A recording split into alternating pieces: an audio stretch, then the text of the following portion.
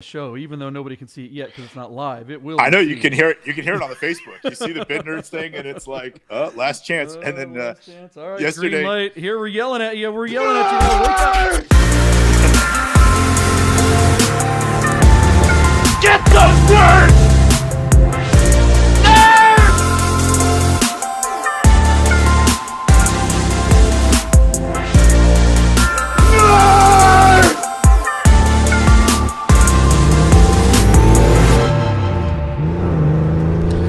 Oh, yeah.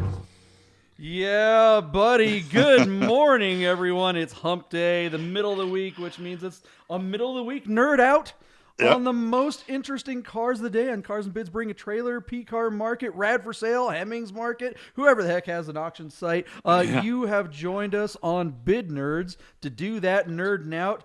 My name is John Polnik. I'm your host of Bid Nerds, along with my partner, Michael Deeb, over there, who is taking a sip of his coffee. That's what I need to do. Air-cooled and fresh brewed, baby. What's up? Mm-hmm. Yeah. And listen, buddy. We only have guests on the show who have the balls to come on. Let's just start with that. Like, come on. Yeah, man. okay. So we may have teased yesterday that we were supposed to have a third nerd today. Middle of the week, a third nerd Wednesday. We were going to have Terry Shea from Hemmings Auction, but apparently at the last minute, he had never actually watched the show. Or it doesn't appear to be. I mean, I don't know about you guys. I don't know if you ever get invited on a podcast or a show or something like that. Like it'd be like they wanted to. We sent them a list of the cars that we talk about, which is what we do every day, 5 days a week on the show, like 9 o'clock. You guys know that, right? You're people that watch this show. You nerd out with us. Yeah. So we sent them a list of the cars, and they're like, "Well, these are all cars from other auction sites. There's only one from our site, And we're like, "Well, yeah, that's what we do. We make predictions." And they're like, "Well, we want to talk about our stuff, yeah." And we're like, "We don't work "Well, for you." Wouldn't that be like going, like being asked to be on Sports Center and show up and like, "Well, I kind of wanted to talk about politics because I like politics." Well, okay, let's change the whole show because you're here. I mean, it was like, all right. So anyway, that you that guys went over like a lead balloon. Yeah. Anyways, we'll try again. Maybe somebody younger in the office would like to do the show with us. So we'll see what happens. Yes. Yeah. I suspect the kid in charge of digital media that wrote to us in the first place. Yeah. He's probably the best candidate at Hemmings to come on the show, and then we'll have a lot of fun with him. Yeah. Let's be clear. Hemmings reached out to us, not the other way around. We do like having guests, and we do reach out to friends of ours and friends of the show and invite them on. Usually it's us inviting them. Most of our friends are too embarrassed to be on the show, so they're like, "Oh God, we're talking to you, Ben. We're talking to you, Matt. Please don't ask me." Yeah. And then they come on. They're like, "All right," and everybody has a good time. We have a great time. This is a game show. People, I think that's the thing is that these guys they heard video podcasts and they just assumed it's going to be. What do you think? We're not Lex Friedman. We're not smart. We're not intelligent. We don't do any research about anything. We're not going to wear a black suit and sit across the table from one another and discuss cars on Hemmings. And this is why this car. And that. Screw that, right? This is a game show. You should host a show, baby, JP, between two hubcaps. Oh my gosh! Yeah, I think that's a good plan. No, this is better. Between two Fuchs. A Porsche podcast be called Between Two Fuchs, and that is literally where the driver sits, between two Fuchs. I think that's no matter which direction, it's between two Fuchs at all times. Well, I will tell you this. I love coming up with ideas for new podcasts. Yesterday, our good friend Jason Alter and I drove down to Mojave County to look at a Mercedes. To look at a Mercedes 380 SL that we thought, oh my gosh, this is a really good deal. We found it on Marketplace. We drove all the way down. It's like an hour and a half. We go down in the desert, and the thing wound up just being such a pile of crap. It was like we didn't even test drive. We just kind of like got out of the car, looked at it, and go, "Yeah, thanks." And the guy's like, "What? You drove an hour and a half?" We're like, But here's the thing: we were coming up with ideas for podcasts, and one of them they came up with that I think would be really fun. If you've ever advertised a car on something like OfferUp or a classifieds online ad, like Craigslist or something like that, how many times you put something up for sale there, and then you immediately get this flood of lowballers. People, are like, you're asking $10,000 for something, like, "I'll give you $2,000 right now," and you're like, "Yeah, I'm sure you would." But I want to do a show where we just like when those we're going to call it lowballers. And when people send us a lowball offer on something, we're going to say yes.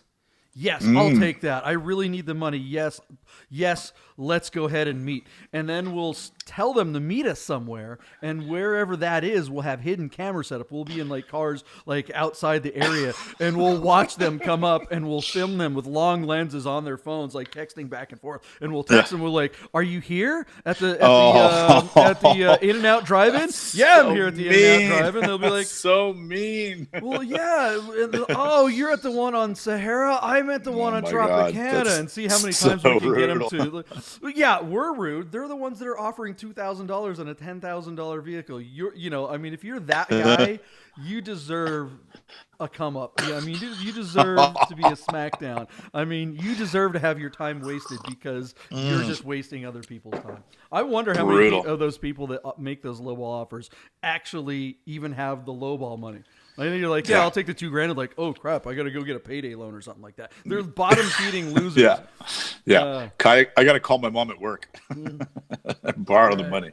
Right, exactly. Well, she doesn't get off at the strip club for another till 3 in the morning. So I saw the shot. There was no danger, and I took it. All right, there it is, guys. Welcome to Goodness. Thanks for hanging out. Make sure you hit the subscribe and the like button and the notification button, and we that way you'll know when the show is live. We do this every Monday through Friday at the 9 o'clock hour. But once the show's over, sometimes it takes a while for people to see the show populate on YouTube. So if you have a notification, you'll get the little thing in your email box. Yeah, that's the cheat code. There's a new bid nerd, so go nerd out with us. Yeah. If you've ever watched the show, unlike anyone at Hemmings, you know that what we do at the beginning of every episode is we go over the previous day's predictions. We always pick around 5 cars of the day that are the most interesting cars of the day on all the automotive enthusiast auction sites. We nerd out about those cars, and then what's really fun about this and why it makes it a game show, really, is that we make predictions, and Michael, Deeb, and I, we have a little competition. And then that's the great thing, is you and the audience can play along. You can see, you can make your own predictions. What do you think these cars are going to hammer for? And you can see how you do compared to us. So we start out the show by talking about yesterday's predictions and see how we did. Well, how'd we do yesterday, Michael? Oh, man. I forgot how to play this game. That's for sure. JP, our star car yesterday was a Ferrari. And whenever I nominate an Italian car and you beat me at it, I feel like God killed a kitten. It's just like I'm not holding up the flag for my love of a car. You are the Italian car expert. It does not make sense for me to get these right. Right. So anyways, we looked at a 456 GT with a manual transmission. This is a front engine V12. What makes it the GT and not something more bodacious like the 550 or 575 Maranello is the fact that this car has a back seat. So it has a slightly detuned version of Ferrari's monster V12 motor. And it was on Cars and Bids of all places. Doug DeMuro, I'm not saying he doesn't deserve cars like this, but one would think that if they took their car to a different platform, they might find a better audience than the one that Doug DeMuro has curated. And I'm sure he doesn't like hearing that. And so he slapped me across the face for one. I said this car would bring $69,000 on his lowly connection for Ferrari site. And you said 70. Just knowing that the car was really nice. Despite even having, I think, 50,000 miles, it was really clean. Yeah. And it's still a tremendous value to other of the final manual cars that Ferrari ever made. And that seems to be the case because this car sold for $83,000, 13 grand over you, 14 grand over me, making me look like a horse's ass and not knowing jack shit all about Italian cars. So congratulations to Cars and Bids, congratulations to the seller, and congratulations to the new owner. A job well done by everybody except me. So, JP, the reason why this car won was because it clearly comes with 4 dumpsters in the back. Mm-hmm. You can notice that. Absolutely. Again, Cars and Bids and Doug DeMuro's poor aesthetic bleeding in to his auction site, allowing for these terrible photos to represent this car. I believe that if it were on one of the other platforms, BAT in particular, this car would have brought probably at least another $10,000 or more. I don't know. You start to get into the top of the value of these cars, and again, this was not a preserved, hermetically wrapped. This was a used car. But yeah, you have to think that they left money on the table. by not putting on a better platform for Ferrari, not a better platform in general. And then the photographs would have made a huge difference too. So people are paying a premium for manual Ferraris, and they are coming out of the woodwork. You know, we've seen a couple of 430s bring over $200,000. There seems to be one closing on Bring a Trailer now every other day. It's insane. P-Car Market had a 400-mile one the other day that made it up to like $345,000 or $325,000, and it no sailed at that price. Wow. Which is crazy. $300 and almost $50,000 is what the guy is looking for, which is just bonkers for a 430 with a manual. That's just bananas. Like, you're getting into Scuderia Spider, which is called the 16M. That's the kind of money that you pay for that, and they only made 400 of those things or 500 of those things. So crazy. That's the thing. There was we had some comments yesterday, people saying that, look, you can't get anything manual Ferrari anymore. No, and why wouldn't this car be worth way, way more? And all right.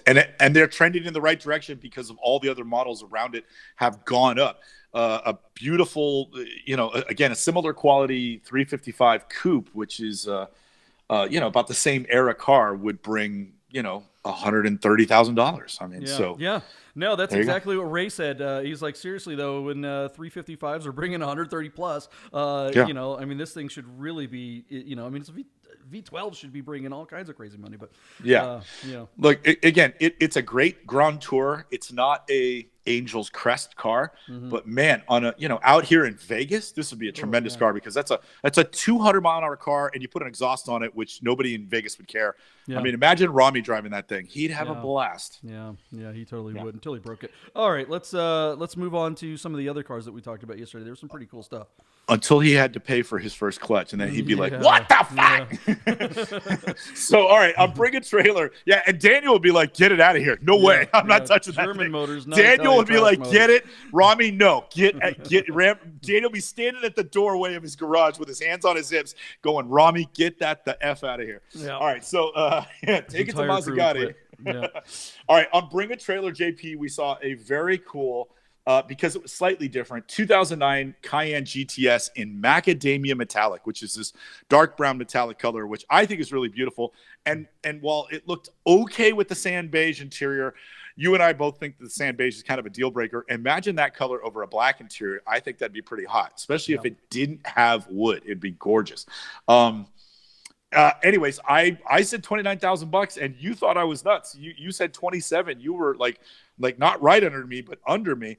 And I thought, look, it's the miles that are going to drive this sale. This was like a 37,000 mile E1 Cayenne GTS, and it was an 09, which means it has the updated infotainment. Not that there's a big premium on that, but this was a very nice previously owned car, and a unique model that has some life to it. A lot of E1s you can buy for in the teens, but this one looked like it might go someplace, and it did. $33,250 is where this car sold out for my one and only win of the day on Bring a Trailer.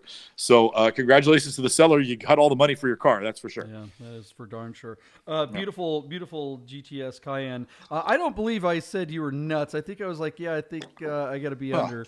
But because we have seen regular Cayennes without manuals actually coming up too. And I'm kind of glad to see that trend. Let's go 35,000 miles as the miles. If this was twice the miles at 70, this would be like around a $20,000 car. So somebody's paying a 50% premium for low miles and maybe an unusual color. It's just compare and contrast to a brand new Cayenne. I mean, this is a bargain. Well, and frankly, absolutely, the E1's a better platform than the brand new one. So hell yeah, there I think you that's go. Great. You heard it. You heard from a guy who's owned them. Yep. All right. Let's jump over to cars and bids. Another weak spot on cars and bids. A 2001 Audi S4 with an automatic, 80,000 miles and no mods. This is a really cool. What do they call that? A B4, B2? I forget the name of the platform. But anyways, I thought this car would bring $12,000 because it was showing some life. You said, no way, 10,000. It's on cars and bids. Nobody cares. And it's an automatic. This is a maintenance and service nightmare, people. And JP, people were listening to you. This car did not get another bid. It sold at $9,350. And man, time and time again, we see that happen on cars and bids. Man, if I own that platform, I'd be nervous about that kind of action. There's no love at the end of the auction for a basically, I mean, that car looked really nice. It did weird. for a car that I don't like. I still understand that there are people that do. I mean, there's people that are nuts for these. Yeah, but again, I think it's a younger audience, and they just can't buy these things without getting financing. Although this is an older one, so this is going to be kind of a harder one to get financing anyway. So you really have to have the cash, and then you have to have a little bit of money, in the bank to be able to maintain it. So this is a true enthusiast car, but a true enthusiast isn't going to buy an automatic, and so there it is. It's languishing. But I would think the automatic bring a 50% premium for this. Like if it was $9,000 for that, then I would think that the manual would be $14,000, $15,000 bucks. Like anyway, this thing didn't break 10. That really bothered me. That's weak. That's really weak. Cars all right, bids, that's pretty typical at the end. On Bring a Trailer, we had selected a 1986 0.5 86 and a half Porsche 928S with a manual transmission. This car had some miles. It was like, I think 100,000 miles on it or something like that. But we selected it as a car to juxtapose against the 456 GT because essentially this is Porsche's version of the car that they made all the way up until, 94, 95 with the GTS. Yeah. Anyway, a nice car, similar, perhaps reliability issues there could be, higher than average maintenance costs. Beautiful front engine, small back seat, Grand Touring car. I mean, these cars actually juxtapose really well against each other, and yet we know that the initial cost on these is a lot less. This car had an incident on its Carfax, but by all accounts looked to be in decent used car condition for 100,000 miles. This was not a garage queen. It wasn't even as nice as the Ferrari, but it's going to come in at a fraction of the cost, and it did. And so it was interesting to match these cars against each other. I said 21, you said 25. JP, you were right on the money. This car sold for $20,750. And then again, compare that 83,000 or even 95,000 on another platform for a 456 GT, and you get basically, 90% of the head turning and the performance for a third of the cost. And that's where the value is. And I thought that was an interesting comparison. Yeah, and this car had an engine-out service too. I mean, there are pictures later in the show that Ferrari did too a year or two ago to get its belts done. So both of them were but a kind Ferrari, I don't think that's I don't think you could really compare and contrast that because the Ferrari has engine-out service and it has to every 5,000 miles. That's right. What you do. That's like saying, oh well, Ferrari had an engine-out service. That's like saying on a Porsche, oh we changed the oil. I mean, that's what you do with Ferraris. You don't take the engines out of a 928 very often. In this case, fair enough. 90,000 miles, you take it out, you're probably not going to have to do it again hopefully for another 50,000 miles or more. Unless you and I are driving it. If they pulled it out and did everything right, you shouldn't have to do it again for quite a while. But there it is. It's a 928. Unless Rami's driving it, then it's engine out every 16,000 miles. Then it's not even getting out of the shop. That car is just going to stay in the shop and leave it there. And come on, let's be real here. Daniel's got to put his kids through private school. Yeah. All right. And then the last car of the day, boy, man, talk about a little bit of yoke on the bid nerd's face. Our 2003 Nissan 350Z Touring, mind you, Touring, just a freaking Touring. It didn't even have Brembo brakes. Come on. With 2,000 miles, broke the BAT, broke the internet yesterday. It was at 10 grand, I think, when we were looking at it, maybe 11. I said, it'll go up to 17. It's a Touring. It's got silver interior. Nobody wants that car. I'm going to change my bid to 14,000 bucks. You over me at 15, and our car sold for, $31,250. Absolutely. Somebody paid sticker price for a 2,000 mile Touring. I don't get that. Congratulations to the seller. You absolutely ripped that car. And I will predict, JP, in the coming months, we will see a lot of private party Nissan 370 or 350Zs with with all miles. They're just going to flood the marketplace. People think that these cars are now collectible. They're not. This is a anomaly. People, this is going to be weird. You're going to see a lot of them. Watch. Yeah, I actually suspect that this car has a weird kind of, it kind of goes right up there with Corvettes of the same era. What would it be, C5s or whatever? I think there were a lot of old dudes that bought these and put them in the garage, and they just sat there. And they're boomers that are waiting to die, and their kids will inherit them and won't want them. And it's just launch them, because they don't want them. Yeah, right. Because which is cool. Yeah, there'll be some nice ones, but there'll be a ton of crappy ones that are going to come. Yeah. What did we say yesterday? Usually when that it'll just be put in a collection and not driven. Yeah, this is a car that's fine. Nobody That's really fine. should be Yeah. driving. These things Nobody drive like cares. crap. Surprisingly, a Z car that's just not fun to drive. That's weird. It's weird, but true. It is. All right. So there you go. That was yesterday's car. 4-1. 4-1. 4-1. Yeah, I don't deserve a win on that Z car because I was completely wrong too. But I'll take it because I suspect that you will catch up like you usually do. Might take a month. April, my birthday month is not proven to be very good for me. All you need is a couple of Yahtzees and you're back in the game. Oh boy, Yahtzee, that seems so far away. Get it exactly. What do we got today, right. JP? All right. Yeah. Well, the big car of the day. Before we get to the big car of the day, what is the big car of the day today? I don't know if we selected one because I think our header was something We spent too much time arguing with Terry about whether or not he wanted to come on the show. That's why we don't have a star car of the day. That was the thing. So I'm going to go.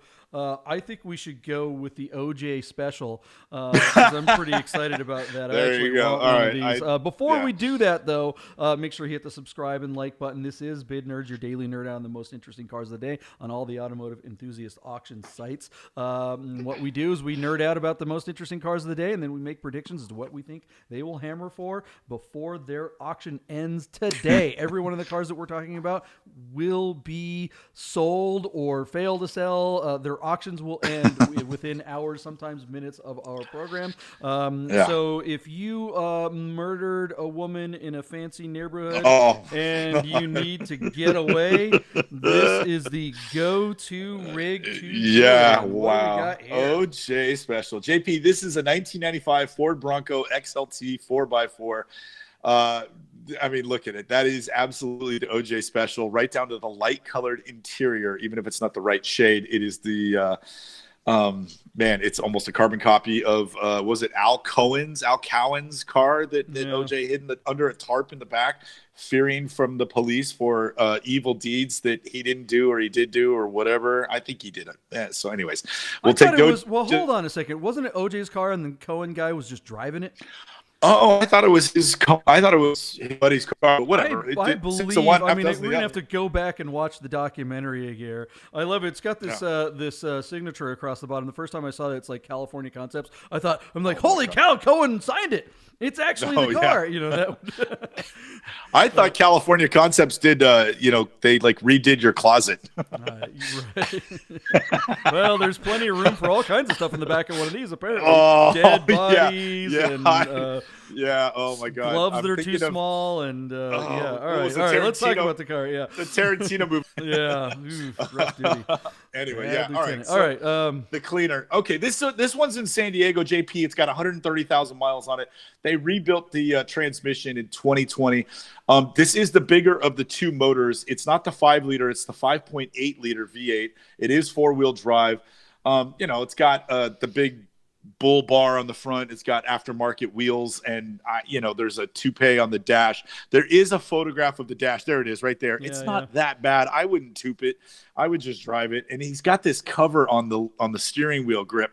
I can't tell you, JP, how angry it makes me when somebody puts a wrap on their steering wheel. I think that is the absolute stupidest accessory in an automobile ever. I just don't understand it. If you just get a new, anyways, there's not much to say about this car. It's not in good condition, but it's always going to have the eye catch because of the association with the car that was made famous by the Oche incident, however you want to put that. And so this car now lives in folklore, almost like the General Lee. I mean, this car has just gained popularity and provenance because of that. So any Bronco from this era that happens to be white, the first word out of everybody's mouth are those two letters, OJ, and then people pay a premium for this. So there's not a huge premium on this one. I think Cars and Bids is kind of dubious, and the fact that this one's just kind of a piece of crap. It's not really getting any love. 8 bids with 4 hours to go, John, and it's at $6,200. I don't think this one's going to break 10 grand because it's just not that nice. If it was a little bit cleaner, by all means, this guy could push the OJ Association and bring a premium for this car. You and I have looked at some of these that are bringing $18,000 and $20,000 and sometimes $25,000 if they're in decent shape. but this one just isn't, and nobody's willing to pay the premium for it, despite the OJ connection. So I think that's interesting. I also think it's a reflection of the lack of mainstream audience to Cars and Bids has accrued to date. And so, I don't know. Tell me what your thoughts are on this one, because it doesn't seem like it's going anywhere. The iconography certainly makes sense. I mean, the association with OJ is absolutely there. But the connection that somehow equals money, we have not seen. You and I have discussed it because we actually thought of buying one to do it. That's what it was, The Broncos, we've seen big money come on some of these Broncos because of the introduction of the new one, and that's kind of brought the old ones up a little bit. Like, the K5 Blazers are kind of the same style. Those have really come up. But we have not seen a white OJ Bronco hit a market yet. And this one is, they're not playing that association. And this car is represented poorly. The photos are bad. The video is bad. I mean, the car isn't good in general. Like you say, it's just rough. I like this thing. There's rust. But, I want to like it. But this just isn't the one. If you're going to try to sell something like this, I think you need to do it ironically, and you need to play the game. Right. It needs to come with the gloves. And have some fun with it, because I think there is the potential to get value out of it because of what it represents. I don't think this one's it, and this is certainly not the platform to do it on. Where do you think this is going to land? It's sitting at just $6,200 with 4 hours to go. I don't think this one's going anywhere. I had written $9,500 last night, and it's got no love overnight. So I don't think I just don't think it's going anywhere. JP, I'm going to go $7,500, and I don't even feel good about that. There was a new bid an hour ago. I was going to say no more bids today, but Broncos are kind of hot because of the new Broncos that are out, so I will go over, and that is such a gamble. I think it's a dumb move on my part, but I'll go. You said what, 75? I said 7,500. Yeah, I'll go 79. I don't think it quite reaches $8,000. And let's be real; these are not terribly reliable too. The automatic transmission, really, and these are awful. I mean, you will. Wow. How many miles does this thing have on it? Like 100 or something? 132,000. Yeah, that transmission is done. I mean, you've got. Well, they just rebuilt it though. They just rebuilt the gearbox in 2020. Perfect. Exactly. So it's on borrowed time. I mean, you've got on borrowed time. Yeah, another 10. Okay, so you get 10,000 miles out of it, and you're gonna have to replace it again. They're 10,000 miles or 15 minutes. Yeah, I mean, that's what's so funny about using it as a getaway car. They're just terrible transmissions. The one we were looking at had a manual, and I was really stoked about that. But anyways, that was pretty cool. What a broken record! It had a manual. Shut up with your manuals. What JP's a dork. All right, let's go. Let's go to the next car on the list of the most interesting cars of the day and all the automotive enthusiast auction sites. What do we got next, buddy? All right. Well, we have a Terry special. This is on Hemmings Auto News. Shout out to Terry. Hemmings Auto News has been doing auctions for a couple of years now, and they're still looking for their identity, I would say. Certainly, they're a great place for domestic, but every once in a while, they'll have an interesting European car. So offered out of Palo Alto, California, that is right in the heart of Silicon Valley, south of San Francisco, is our 2008 Porsche 911 Carrera S Cabriolet with a 6-speed manual and just 15,000 miles on the odometer. The person who owns this car drove it up to San Francisco and spent the afternoon shooting his car in very interesting places around San Francisco, and I commend him for doing so. There's photographs of the car in front of the Legion of Honor. He has a driving video going down to the Cliff House. It's really, really neat for me to see all the places that he photographed the car because, JP, when I was a kid, these are all places I rode my BMX bicycle, when I was in 1985, when I was 15 years old and I didn't have a driver's license yet. This car is really cool because it was ordered for somebody. It's absolutely a bespoke car in silver with the full cocoa leather interior. It's got the turbo wheels and the just really nice condition and low miles. It was a California car. I think it went to Oregon and it's come back to California. What else can I tell you, JP? There is a question that somebody asked him on the listing. And he says, has the IMS bearing issue been resolved for this car? And the answer is, issue has been resolved for this car. History lesson, the IMS issue mostly applies to the 996. My mechanic never saw an issue on the 997, but was aware of it on early units. Porsche used a smaller bearing at first, but switched to a more robust unit long before the 2008. So that's his answer for how IMS bearing is resolved. That's his answer for the issue has been resolved with this car. And I would say the issue has not been resolved on this car. Yeah. Wrong. So JP, I thought that was really interesting. And it's probably good that Terry's not on here, because we would have been like, are you okay with this? And he would have been like, I don't know what you're talking about. I know Bel Airs and Packards, you know? So anyways, I don't know that it's Hemmings' job to police that. But that to me is actually a red flag, because he says the issue is reserved, but he's also not taking accountability for resolving the issue. He's suggesting that Porsche has resolved it, and that's not the case, because we know it's not to be true. Simply not the case. It's like, I don't think it is the auction site's job to police that. That is absolutely on the owner, because that's representing the owner, and the owner is looking like a fool with that answer. And you can have an opinion about IMS, and my opinion actually is that it's overblown, that it's not as big a deal as it's made out to be, but you have to acknowledge that it absolutely is a problem on every M96 engine, and that includes 2005 all the way to 2008. It happens less on those, but they're not so much. I mean, 2005s, that happened a lot on 2005s, less on 2006, less on 7s and 8s, but still was an issue. And that can be your answer. You can be like, look, I think it's overblown. When he says the mechanic said that he didn't see any problem, that also implies that there's a way to see a problem. What do you mean?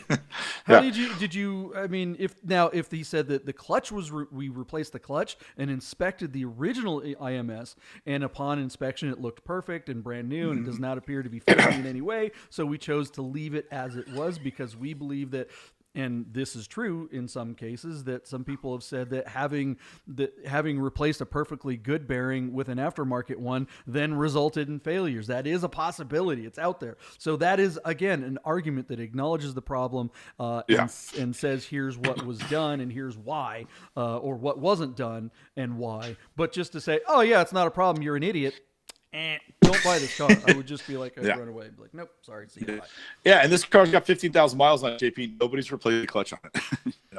And that's a good point. And probably no one's replaced the rear main seal, which will fail, the camshaft seals, which will fail. I say it over and over and over again. These 996s and 997s, people bought them, didn't drive them. They were under warranty. All kinds of things go wrong with the M96 engine when it's young, and very easy to take care of when they're under warranty. But if they're not, it's now you're on the hook, and these problems are going to come up. Yeah, my mechanic said it was okay. So what he did is he got under the car and he whispered to the engine. He's like, "How you doing in there?" And the bearing was like, "I'm doing all right. Don't worry about it. I'm good." The used car salesman. Yeah, we did a multi-point inspection. A guy's trying to flashlight it, and that's somehow going to be enough. You're absolutely right.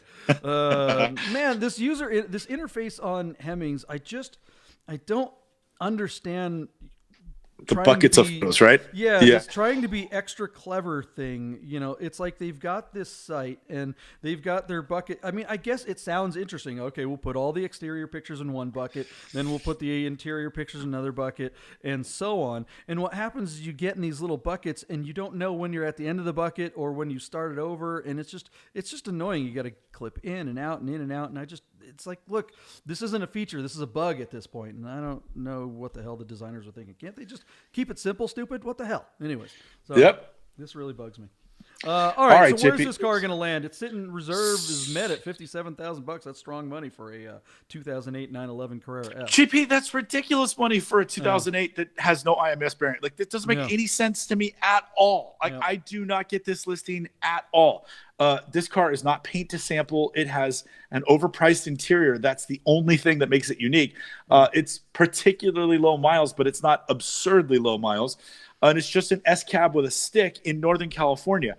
By all accounts, JP, this car should be worth something in the high 40s. And so the fact that the reserve is met at $57,500 and wasn't like a knockout punch, it crept up to that number a couple of days ago. The bid history was 45, 44, 46, 48, 50, 52, 53, 53, 5, 54, 56, All right, 56, so it's just 57. taking its time. I don't get, like, it's way overpriced. Like, I don't see how you could put another bid on this. It's got 24 bids and is going to sell. So I'm super confused by this listing. A lot of it's a really nice car that I would love to own. I would love to rock this car. I love that interior. I'm a huge fan of the Coco, which I say is more than you. But at 60 grand, you can get a lot of their cars, right? I mean, like, is this guy wearing a tweed jacket and beige pants? Yeah, he's older. He's old enough to be our dad. Wow. Yeah. So at 57.5, another $2,500 in bids, or $1,500 in bids gets you to $59,000. I can't imagine this thing breaking 60 grand. It doesn't make sense. So I'm gonna say $59,000, but theoretically it's already way over where it should be, especially on Hemmings. Like I just don't get it. Well, So, I mean, I think that if it were on another platform like BAT, it would probably bring even more money. I think people are nerding out on the miles, and it's that simple. 15,000 miles, you don't see them with this few miles. And a lot of people just kind of go along with this whole, on the 997.1s, the later ones don't have an IMS issue. Okay, live there. Or bore scoring issues. Okay, live there. Yeah. Or all the other little problems. This is a great car, and it's probably not going to have any of those problems. I would risk this. I would risk money on this car, but not $57,000 on one. I mean, you can easily get a .2 cab for this with a few more miles, and the .2 is definitely the way to go. All right, so you said your number was what? 59. 59. Yeah, I guess I'm going $1,500 more than where it's at, only because of all the love it's getting from these people that are fighting over it. Yeah. How much time we got left? Hours. 4 of them. 4 hours, 10 minutes. So that's another thing I was really kind of looking forward to asking Terry was, they go a 2-week cycle instead of a 1-week cycle. And I'm wondering what their theory is behind that. That seems like a very long time. Maybe this is why. Maybe, I've certainly seen a lot of their cars fail to do anything. So the fact that this one's taken off is pretty interesting to me. All right. Well, yeah, I'm going to say, you say 59. I'll go 60. What the hell? I'll bet the over and say, hey, somebody jumps on it because it's got low miles. I think it's a bad idea, but wonderful car. I just don't think it's worth this much. Just don't. Interesting stuff. We'll see. I'm very we curious. Shall see. That'll be interesting. To me, it seems like it's way overpriced already, but what do I know? I'm going to have to sell my .2 997 apparently. I mean, if they're bringing that kind of money, geez. On Hemmings, of all things. On Hemmings, of all places, We'll be crawling back to Hemmings. Please take us back. And they'll be like, no. No, we don't want to. I'll be like, tell me something we don't know. Yeah, absolutely. That is something that we can agree with Hemmings, that bid nerds suck. We don't know what we're doing. We do no research. We are imbeciles, and you should not take our advice, except that you should watch our show, hit the subscribe button, hit the like button, hit the notification button. It's the only advice you should take from either one of us yahoos. All right, let's see here. What else we got? Let's go to one of the other platforms here. What else we got? JP, let's go to Bring a Trailer for a minute, and we're looking at a 1986 Merkur Xr4 Ti with a 5-speed manual offered out of Carlsbad, California. It's showing 66,000 miles, but it is technically true mileage unknown.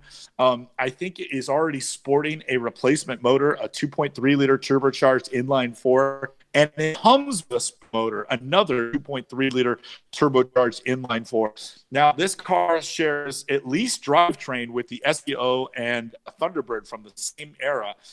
What I'm not clear on, and I didn't really have time to do the research on, is what is the difference between a Mercury and a Merkur? I was under the impression that Merkur was Mercury's division in Germany, and yet they brought this model over, which is something similar to like the RS Cosworth that was available in the UK.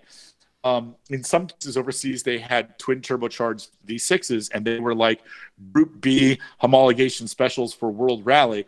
But this car is basically like a slightly different bodied Ford Mustang SVO, although I don't know if it shares the same suspension and chassis. I don't think it does either. Yeah. So by all accounts, if this has independent rear suspension, this car is already a way better car.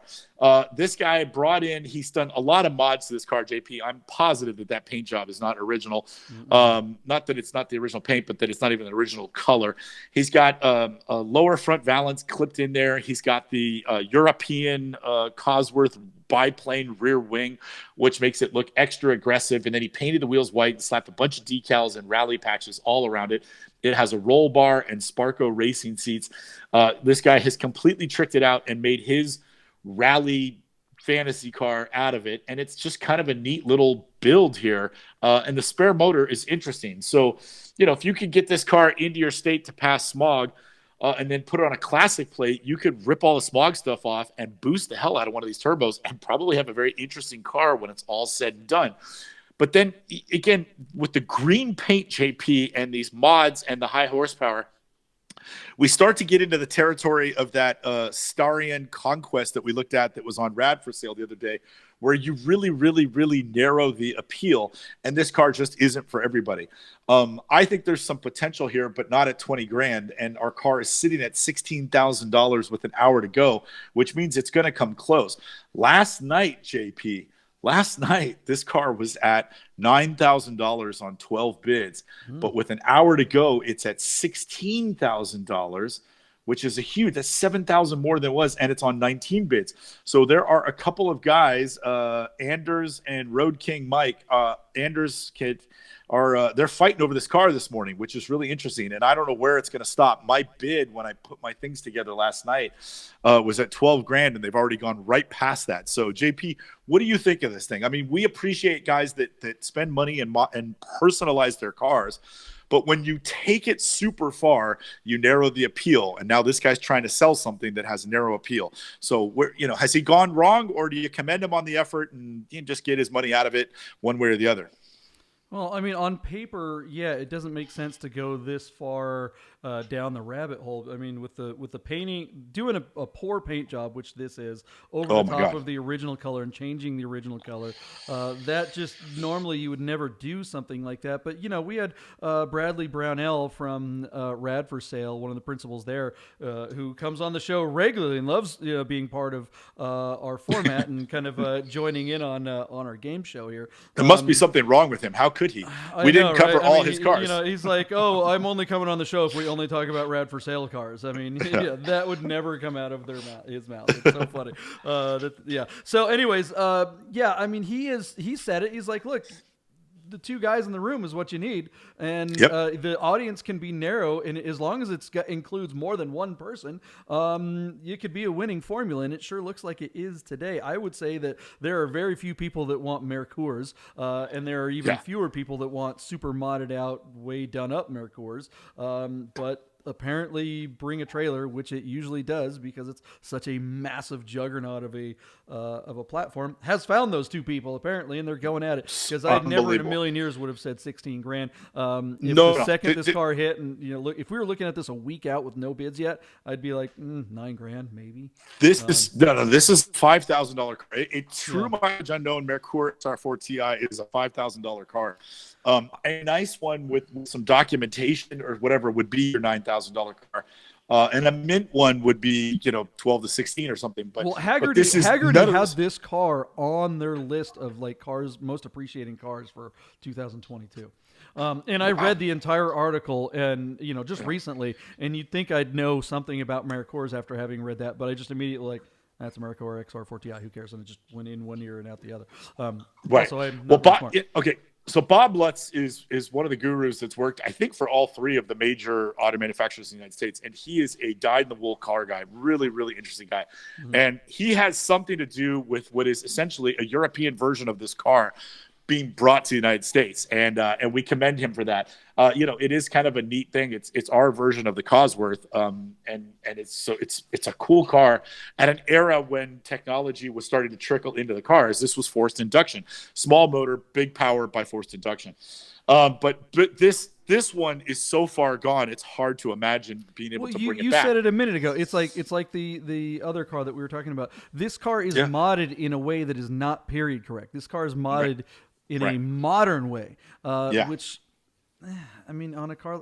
Okay. Anyways, we've given our numbers. Yeah. Or did we give our numbers? No, I'll give you my number. Yeah, So it's at 6. Yeah, it's at 16 JP. I'm going to guess that they do it 2 more times. I'm going to say $18,000. All right, I'll go. I'm going to hug you. I'm going to say 18.5 because I don't want to go. It's either 500 below or 500 above. How could this possibly go higher? These two yahoos, I don't know who they are. Maybe they got a lot of money, and let's watch them duke it out. This could be a very entertaining end of auction to watch. So we'll be paying attention to that one. All right, what do we got next? All right, JP, also on Bring a Trailer. And if you're scoring this at home or in the offices of Hemmings, our third domestic car, which we had carefully curated for our host. We wanted him to make comfortable, but he was uncomfortable before he even came on the show. And he decided to go drink a load of coffee and say, F the bin nerds. So he's probably the smartest guy in the room. Anyway, 1996 Chevrolet Corvette Collector's Edition. JP, this thing's a collector's edition. It's one of 4,031 collector edition coupes produced in 1996. It's really rare. Ask the other 4,030 people that have one. I mean, come on, man. This is absurd that they made 4,000 of these and that they put the name collector on it. The bean counters at General Motors have ruled the roost for far too long, and this car is a perfect example of this. In any case, Corvette collectors are such idiots, they still pay a premium for these things, even though there's 4,000 other people that have one. And JP, all of them were finished in Sebring silver. That's how rare this is. You'll never see another one exactly like this. In other words, another one that has exactly 13,432 miles or whatever is on the odometer. Anyway, 2 hours to go, Carmel, California. It is just 13,000 miles on the odometer. The collector edition coupes came with 2 different motors. This one has the LT4, which is the upgrade, the larger motor, the 5.7 liter that makes 330 horsepower and like 300 pound-foot of torque or something, which means this thing probably scoots. Let's go 1996. You'd be looking at a 280 horsepower 993 coupe. This car makes 50 horsepower more and has way more torque. Actually, it's 340 pound-foot of torque. So it's got like 100 foot-pound of torque more than the 993. So you get a sense that this is probably a fast car, even if it's not put together well or handled very good. These things still had monster motors. I just don't get the idea that you can produce 4,000 of these and consider them a collector's and that your audience would receive it as such. This is like the audience that watches Jerry Springer. They just believe anything. You know what I'm saying? Like, I just don't get it. They are attractive. The silhouette of these cars to me is very iconic for Corvette. I like the shape of the 17-inch wheels. It's very ZR1-ish to me. So it looks neat, but I if you gave me one of these, I would just turn around and sell it. I have no aspirations to own or drive or anything to do with these cars. They don't appeal to me. They rattle at high speed. They scare the bejesus out of me. I would much rather go 100 miles an hour in my 1984 air-cooled Carrera than I would 100 miles an hour in this 1996 special edition Corvette. So there you go. Yeah, what do you think? These fiberglass body cars, when you drive them fast, you can just see the hood flexing, scuttle shake. Everything's it's just creaking, and it is just not a confidence-inspiring feeling. But I will tell you that these cars are fun. I don't think they're, I don't want to track one. I don't really want to go particularly fast, but I do want to make donuts. I mean, there's parking lots on a rainy day. There's something. Well, you don't need a rainy day. It can be dry as. This thing will break traction, no problem. It's a T-top, or it's not really a T-top, it's a target top. The center comes off, you can go out and cruise. It's definitely a fun Radwood type of car. This would be a great car to bring to a Radwood event and wear your members only jacket and have your girls wear her fuchsia ears and fuchsia hair. And just have some fun with it. This is a car that you would own ironically and just go out and rip up and JP, give it to Robbie occasionally. I'm not picking on you particularly because you sometimes do this, but for me, this is a car that if you drove down the street, you could wear wristbands, right? Like sweatbands. Yes, absolutely. Yeah, the colored striped ones. I mean, I love this. Yeah. I got to admit, I kind of like this thing, but only in an ironic way. It's not ironic way. We could have a lot of fun with this car begs for a like this. Borla exhaust, and it sounds like offshore power boat. Like it just be like, a really good friend of mine from back in Seattle. I mean, a guy that I've known for 30 plus years or so. His son is now 18. He's graduating high school this year, and he called me up. He's like, his son is looking for specifically a C4 Corvette. I just hammered him, said, that's awesome. Just, I'll disown all of you and your entire family if you get an automatic one. And he's like, no, I want a manual one. That's what he's looking for. And he's been looking for months. And, what happens with a kid with a little bit of money in his pocket? He just buys the first thing. And he has shown amazing restraint and not just bought whatever comes along, gotten wood over it and bought it. So good on you, Case, and keep looking. Find yourself a manual one. This one would be a great one for him, but I think this one's going to be out of his budget. Where's it? I would think this would be out of his budget too if he's that age. But listen, at 13,000 miles, this one by all accounts looks to be in very nice condition. It doesn't look like it's been abused or parked outside for long periods of time. And despite my being completely miffed by the idea that 4,000 produced is somehow limited or collectible, these cars have held their value pretty well, and they continue to bring the money, especially when they're in this level of condition. The one that you and I looked at about a month ago, JP, was the lesser motored one, the 300 horsepower version, the smaller motor, and had way more miles. It wasn't nearly this nice. So this one should be a bright spot, and I think our car from a few weeks back brought also strangely big money. So with 2 hours to go, again, offered out of Carmel, California. That's right down there where, Monterey Car Week, that's the same neck of the woods. By the sea, yeah. I thought that this car would bring $23,000, but it's already at $21,250 with 2 hours to go. So I am going to up my bid. I'm going to push and say, I can't, 25, 26, conservatively, I'm going to go $25,000, but it wouldn't surprise me if this car brought 28 or more. It's really nice. Yeah, that was the number I was going to say. I'll go 25.6 or 25.6, 26, just because. To take my other bid, I'll just go right over, just because it's like, you're right. It's going to be. There's no way this thing reached 30. No way. If it does, awesome, watch. All 3,000. It's not like we've never been wrong before. Ones will come out and for sale. Jeez Louise. Right, I tell you what, you're right. If it breaks 30, I guarantee we'll see collector editions on all platforms. The car that'll get you anywhere. So anyway, blah blah. Corvette. I think it's the only Corvette really in the entire range that you can that falls into that hipster category, because the C3s, the older ones from the 70s and early 80s, those are kind of too old. That's a boomer car, pretty decidedly, because it is. Yeah, and then they don't handle it all. Yeah, and then you got the C5s, which are they're just a little too modern. They came out a little too late in the 90s to be hipster, and really the sweet spot in hipster is that early 80s to mid 90s, and that's where this car is kind of like the ultimate of that. It's a carryover for, this car was released in 1983. This design was introduced as an 84 model. 84 was first year but they were available in 83, so it's so anyways, I think these cars actually have some chance. I remember this car making a huge splash when it arrived, and when it first came out, there was a national syndicated article on a guy who evaded police in Houston on the freeway, and while the planes were chasing him in a high-speed chase, he was clocked at 147 miles an hour. Wow. And all the article did was fawn over fast the car was. He was in a brand new E4, the brand new Corvette, this, that, the other. And I was like, that is not an article. That is an advertisement. Like, I'm like, are you kidding me? Like, they're literally bragging about how fast you could evade the police in this car. It was crazy. I thought it was the funniest.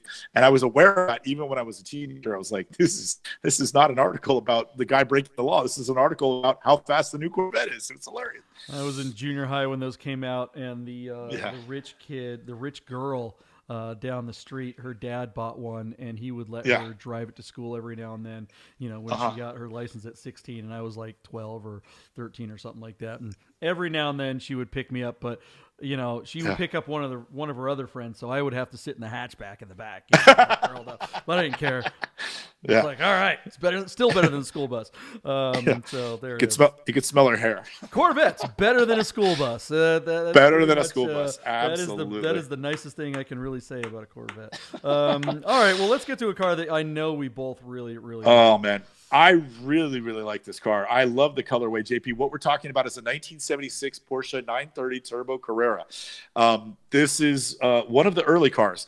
So Porsche was going racing and decided to introduce forced induction in 1974, and they nearly won Le Mans outright in a car that was in the lesser category.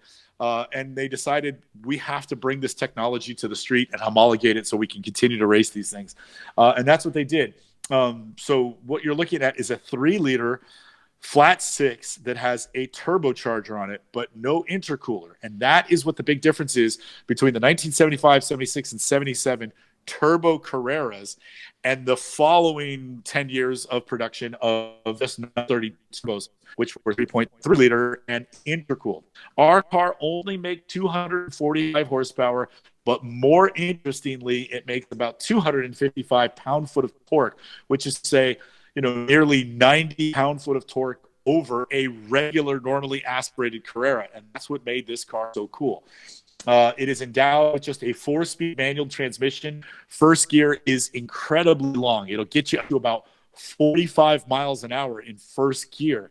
And then fourth gear will take you all the way up to about 100, what was it, JP? Like about 140 miles an hour. These were incredibly fast cars. This was absolutely exotica because you saw technology from Le Mans right at the showroom of your Porsche dealer. And this was considered one of the most exotic and one of the quickest and fastest cars available back in the early to mid 70s.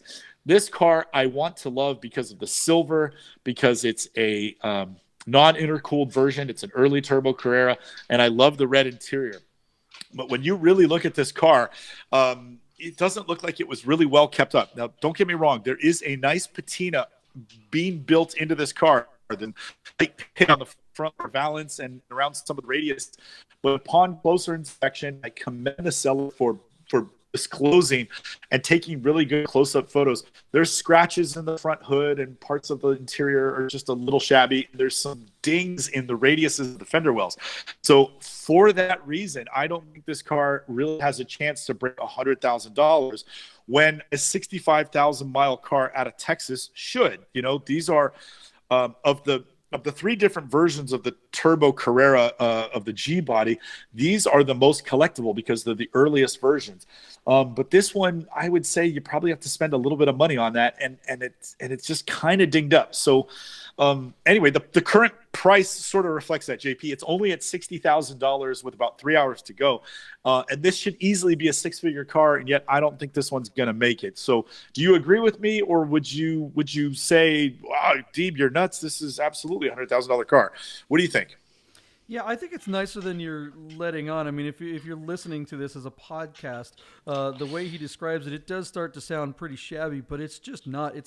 I would say this is a very clean car because all the lines are I mean, all the panel gaps, everything looks like it's really, really straight, but it is a driven car. So it does have some road wear here and there, and but it's all acceptable stuff. Is it a pristine museum version? No, but honestly, this car reminds me of Ruby in a lot of ways. It's just driven enough to make it something that I feel like you could love this car. I feel like cars that are too perfect become something that they really do become objects without heart when they're just immaculate and right off the showroom floor, even though it's a 70-something car. This car looks like something that was part of a family, and really whoever winds up getting this thing hopefully treats it the same way, and it just becomes part of their life, a regular part of their life, not something that is pulled out and wiped down with a diaper, or complained about on the internet if someone bumps into it at a dealership. And JP, make no mistake, I would trade Ruby for this car. Absolutely. Yeah. Even if I had to pay a premium to get it, like if I was in that position, I would do that. I would take this car over Ruby, even though I'm a normally aspirated guy. I think you could boost the turbo and get some really fun horsepower out of this. I would learn to drive that 4-speed manual and still be able to keep up. This car to me is gorgeous. I love, there's just little tiny details. There's little tiny holes in the front corners of the front bumper that soup air in through the bumper. I love the H4 headlights. I love the big nozzles that shoot soapy water up at the headlights, from down low. And then the turbo Carrera wing that's on the back of this car absolutely completes the package and makes the car. That is my favorite wing that Porsche made from that era. And I just love I think they're really, really cool. This was the premium version of the Carrera. It's the turbo Carrera. Let's face it, this is the car that started it all. This is the car that was on every poster of every kid our age when we were junior high, high school. Exactly right. And when we talked about iconography, talking about the Bronco, I mean, this car is just, I mean, this is ubiquitous. You don't have to know anything about cars. You could be the least interested, most like you could just straight up hate cars. You could be like, cars suck. I don't want to know anything about them. But you look at this, anyone knows that this is a Porsche.